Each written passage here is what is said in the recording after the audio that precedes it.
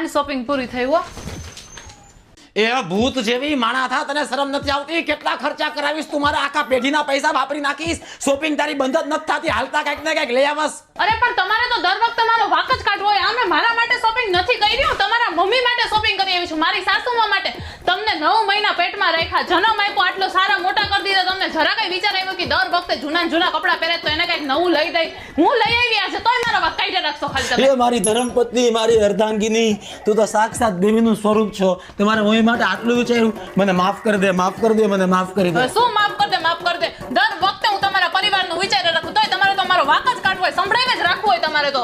ભૂલ થઈ ગઈ મારાથી, ભૂલ થઈ ગઈ. તારા કરતા સારી ધર્મપત્ની કોઈ ન મળે. ભલે આ તો ભારોભાર અફસોસ છે. તમારી મા માટે વિચાર્યું ને મેં તને સંભળાવ્યું.